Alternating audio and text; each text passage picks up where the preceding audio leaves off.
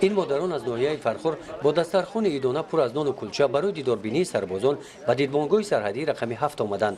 در دیدبانگاه رقم 7 وزارت مدافع جمهوری تاجیکستان در ناحیه فرخور سربازان و افسران از همه شهر و ناحیه‌های جمهوری خدمت وطن مادر را صافدلانه ادا نموده سرحد دولتی جمهوری تاجیکستان را محافظت می‌نمایند. من سرباز قطار محمد عبدالله شهید دوشنبه.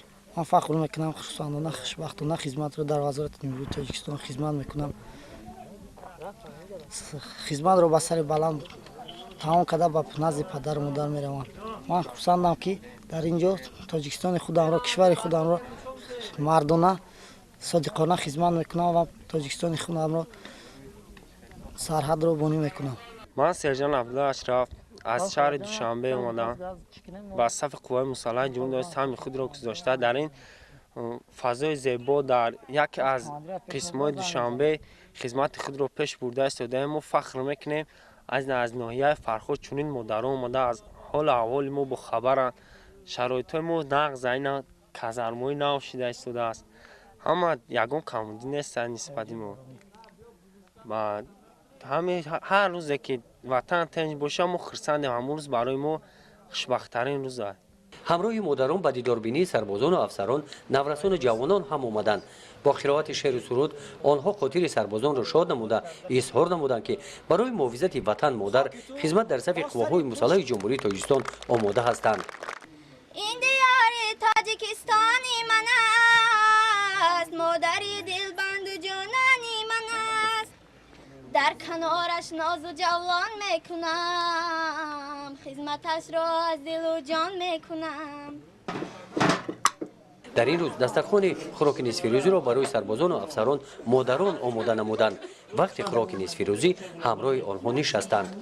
با همراهی مادران از کلچه و نان و خوراک‌های ملی که در دهات تیار کرده می شود با دستان خود تیار کرده با عیادت افسران و سالدتان آمدیم.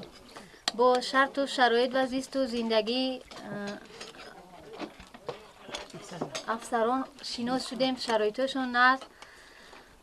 ما از آن فخر میکنیم که ما چنین بچه های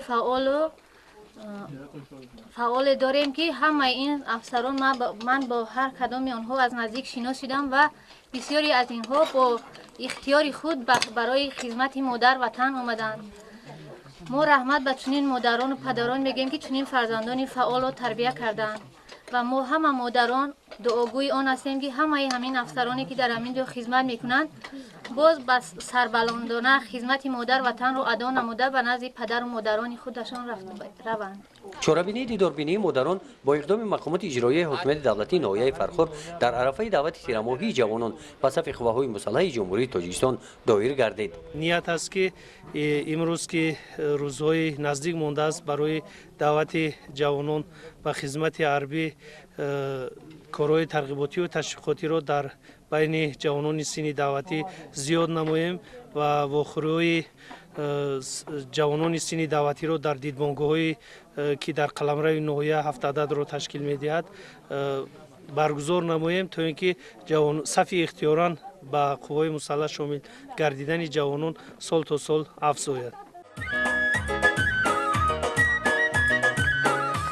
در قسمت فرهنگی چاره‌بینی که از رقص و سرودها عبارت بودند مادران همراه سربازان خرسندی کرده رقصیدند. یک روز خدمت عسکری در وطن انا همین گونه گذشت. گزارش خواجه نظری خدای نظر ظهوروف از ناحیه فرخور برای برنامه اطلاعاتی نوید.